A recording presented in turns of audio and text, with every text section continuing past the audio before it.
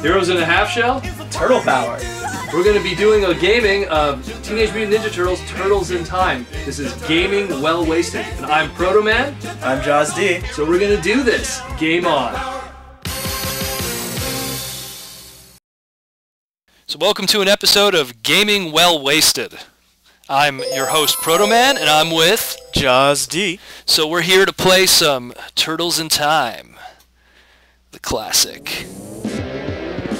Oh, Konami, we miss you when you made other games besides Metal Gear Solid. Starring Creative Turtle, the Wild and Crazy Turtle, the Witty Turtle, the Battle Commander. Sure. Everyone loves this game, so not much that could be said for now, but we'll definitely be shooting the shell when we'll put it on hard and give ourselves a chance. Manual dash, and we're going to do comic book colors. Oh, nice. Alright. Cowabunga. So, I'm going to go with Raph. Really? Yeah. Alright, I'm going with Leo. So let's check this. This is April O'Neil reporting. Alright, Turtles.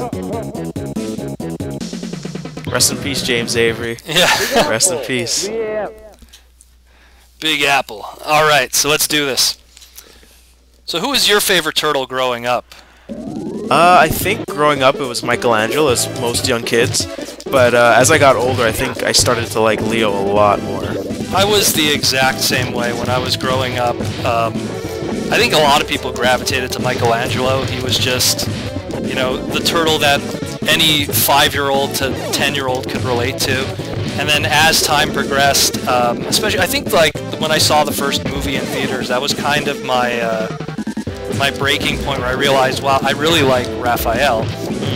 And I mean, it was one of those things. We didn't after the movie, to be very honest. That is true too. I think that when I started playing more the Ninja Turtle games, the first Nintendo one, the very first arcade game. Get the pizza. The very first arcade one, and over time I started realizing I started gravitating towards Raphael. I don't know why, maybe it's because I enjoy the color red or something of that, but it's just I found that I really enjoyed the character, and it's you know, it's those subtle things growing up when you bought Ninja Turtle toys. You know, you have a choice between one of four different turtles, yeah. And you go, oh, which one would you buy? And you know, oh, hey, here's this baseball Raphael, or here's this storage shell Raphael, and here's the drummer Raphael. Or the drummer Raphael coming out of your shell. Although he was actually coming out of your shell, he was a guitarist, but no, not the coming out of shell one. I'm talking about the one they were actually like an 80s hairband. Oh yeah, the 80s hairband ones where they all came with records. Yeah, exactly that one. But it's just, I always found myself gravitating more towards Raphael as time progressed. And I think that what really solidified it for me, like 100%, was when the Tournament Fighter game came out. And now, you know, by that point, you know, people were playing Street Fighter and Mortal Kombat, and you always had your guy that you mained. Yeah. You know, you had that guy that was like, he was your bro. That was the dude that you used. And when the Tournament Fighter game came out, I was just like, who am I going to use, you know? And I was like, man, I'm going to use Raphael. I'm going to use freaking Raphael. You know, like, he's freaking awesome. And he had like this crazy like dragon super move, this corkscrew attack that I guess was kind of carried over from the Manhattan Project game. Yeah, the third game on Nintendo. You know, so Baxter Stockman here. Oh shoot, I should have taken that. Just trying to walk around it. Went from black to white to black, depending on the continuity that you're going by. And it's funny, no one really complains about that. I know. That's the one character everyone just kind of like, let it happen, whatever. You know what, considering how so many people for the longest time were very ignorant of what the Mirage comics were, I mean, we're Baxter as it is, he was black. You know, and a lot of times you have people like, oh, this isn't like the source material. April was never she was no reporter, you know, she used to work for Baxter Stockman. But that's just a funny thing how the world works, you know. Let's finish finish off Baxter here. I'll just stick on one side, you go on the other. Just be a lot Now he's of gonna go explode like most bugs do in real life.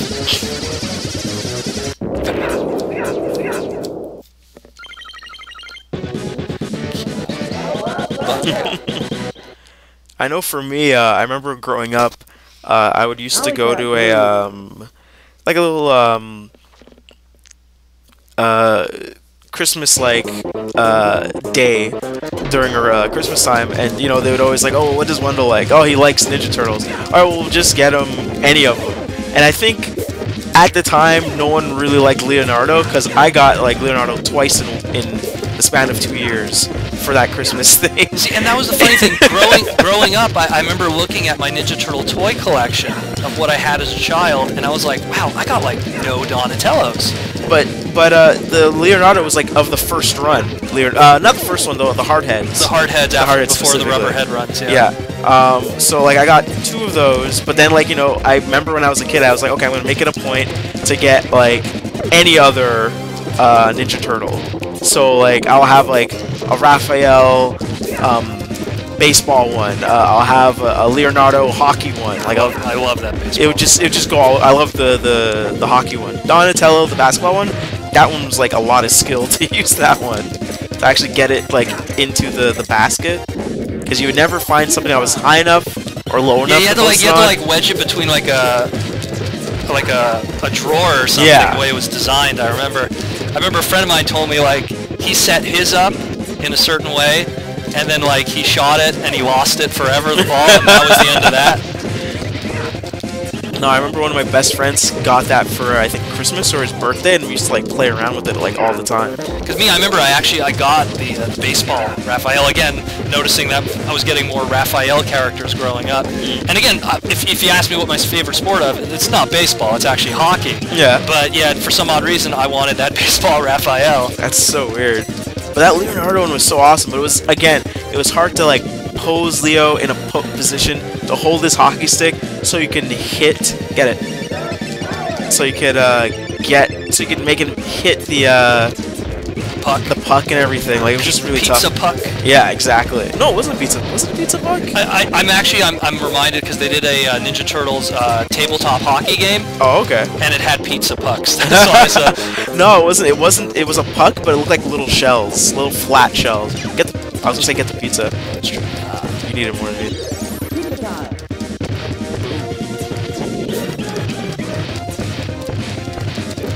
Another thing too, that again, it's weird that the OG fans never complain about robotic foot soldiers when they were all actual people.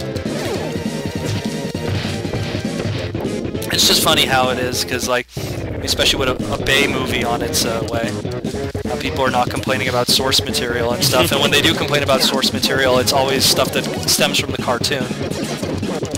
Oh, you have to hit him before. You just gotta hit him before he hits you, yeah.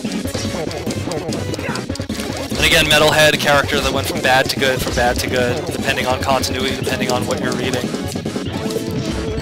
I always liked Metalhead. That was like one of my favorite toys growing up. Oh yeah, definitely.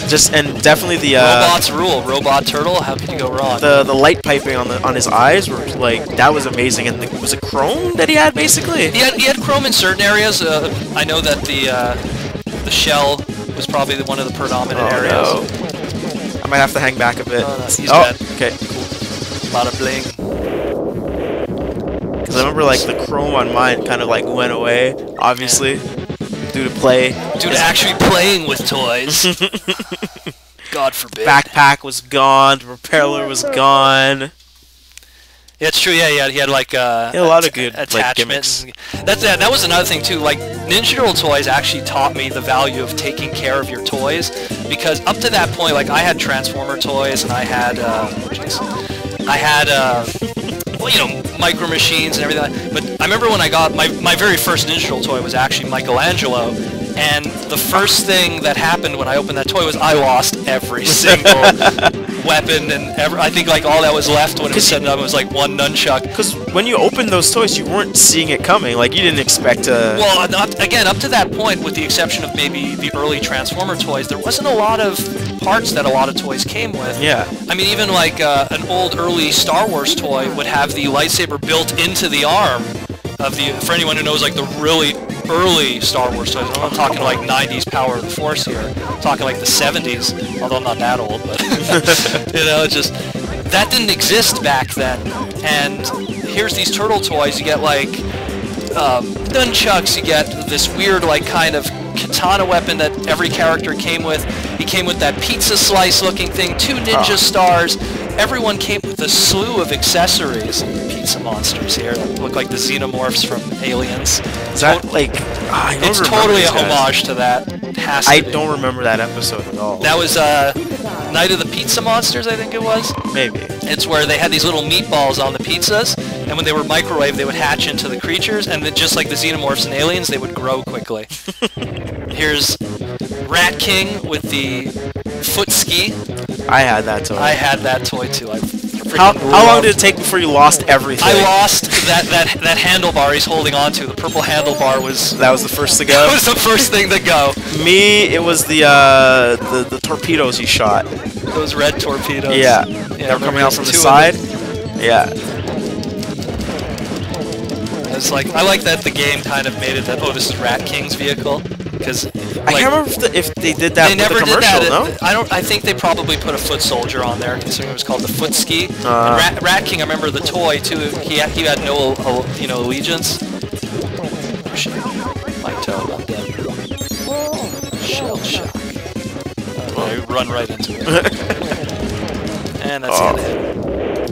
I remember as a kid too, after the second Ninja Turtle movie, when we thought Shredder was dead, I was like, oh man, they're gonna totally do like, you know, Rat King is the villain for the second movie, and well, that never happened.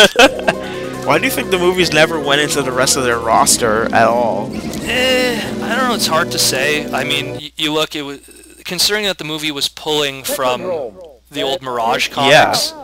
And then, I mean, even like here, we're gonna have the 2 bosses of this level with Toka and Razor. You know, like it's hard to say. The first movie, it's clear what they were trying to do. They were trying to retell the early issues of the comics from Mirage Studios, where the second movie and third movie, you know, on top of them being a little more goofy too, I think they were more influenced by the cartoon and just introducing new characters, and I guess to sell new toys as a result too. Yeah. I mean, man, those movie toys were amazing. But it's sad though, because like I remember seeing the first movie and I was like, you know what? Logically, this makes sense how Splinter works and how mutation works. Of course. You know, as opposed to like, oh well, I'm a human. I touch an animal with mutagen on it, and then I turn into the animal. The reality what is, happens to the animal that I just touched? The reality is also a lot of people don't realize it. Go back and watch the first episode of Teenage Mutant Ninja Turtles, the cartoon. The last thing Splinter touched was actually the other turtles.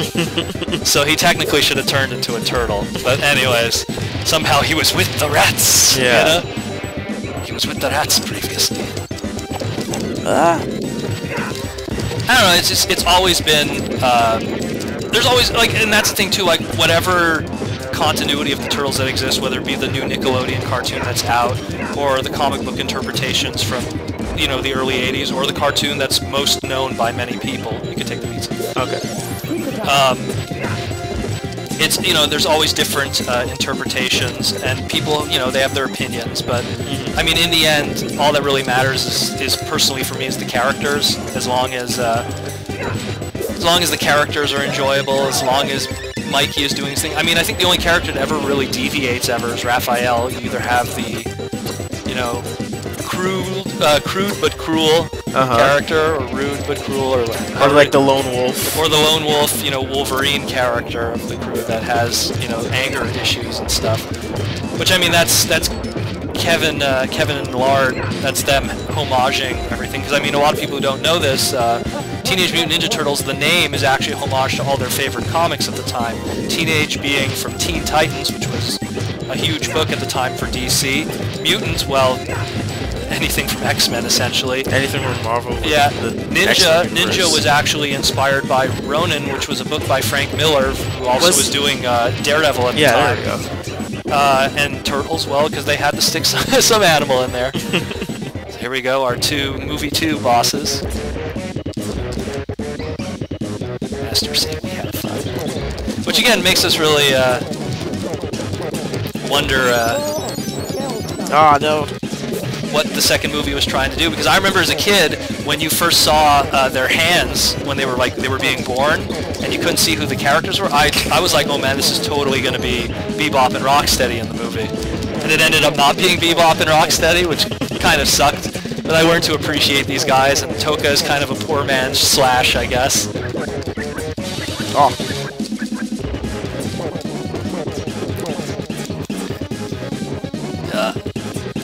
Sorry, brother. Let's go take the elevator. What did you think of the trailer for the new movie? What did you think of their designs in motion? You know what? Like with most Michael Bay trailers, it's one of those things where it's like, I gotta see more before I have an opinion, because Lord knows if you have an opinion of a Bay movie just based on its trailer, it's only half the story. Right. Because, I mean, any of those Transformer trailers, they always show little to nothing unless you really care about the humans. It's the same thing. Ninja Turtles, just like the Transformer movies, you know, it's all about those CG characters. You know, like, the part that the trailer is going to show you is all the live-action actors, but you're tuning in for the CG characters. With Transformers, it was the robots, and with Ninja Turtles, it's the turtles. So, second floor, death. Do we get 1-ups? I forgot. Like after I think after after you get 200 kills, I believe you get an extra life, which you're on the cusp of really soon. These are the guys you have to do a couple. See, this is the ones where you have to dash into them to break their block. Yeah. But if you do a combo too, it knocks them down. I think the dash is only going to really be needed against Slash and the boss coming up. Actually, oh, really? Yeah. There we go. Which is going to be here.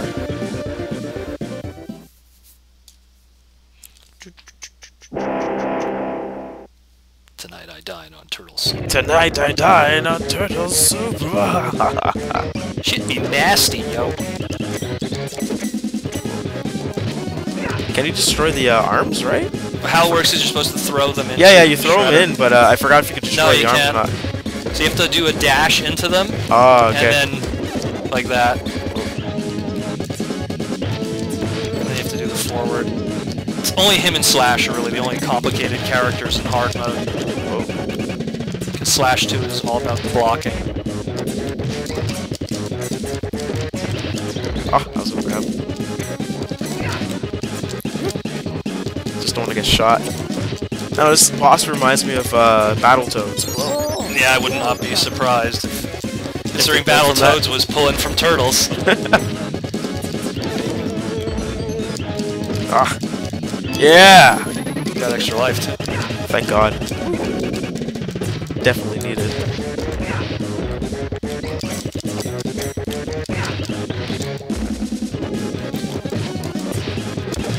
The irony. Japanese samurai, voiced by a black guy, now played by a white guy in the Bay movie. Oh, shoot. It's multicultural, Shredder. How come no one oh, they are complaining. People are complaining about that, right? Yeah, they're too busy focusing on the turtles. You know, they're too busy because they don't like the way their nose looks or their beak looks. Did you see the people that were changing the beaks to make them look like the old school turtles? Yeah, I've seen those images online. It works, but you know what? It's the same thing. I remember a lot of people when they first saw the Transformer designs, they were complaining about Optimus being a long-nosed truck. That's a whole loaded argument right there. But, yeah.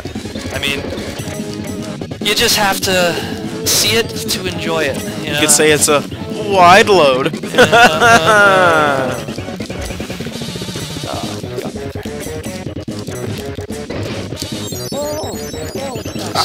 Crap. And right after this is Slash, so after we get those guys out of the way, it's smoother sailing, I hope.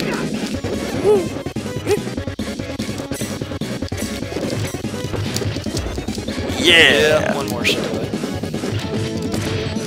Oh, don't get caught. Going in for the big cheese, so don't get caught. Mousetrap.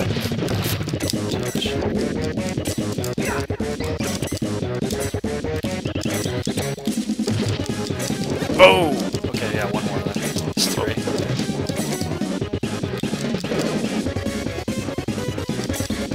No, Shredder, if you just told the foot soldiers to back off, you probably could have killed us. Like he does later on in the game. Yeah. Okay, man. Yeah, I'm surviving. I'm surviving.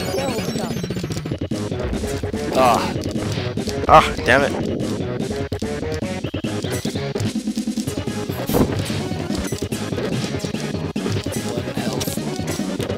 Oh shit. Come on.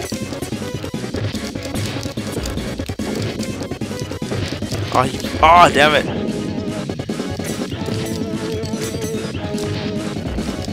You're not supposed to fall over. We're struggling like crazy against this guy. Come on. Oh, double dash. Ah, damn it. Some Mario Kart stuff in here. Double dash. Come on. Whoa.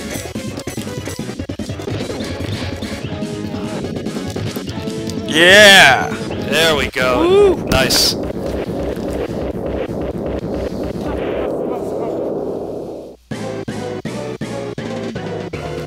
So we'll stop at this, and then we'll start up again. So this is Gaming Well Wasted with Protoman and Jaws D. And next time you see us, we'll be back in time.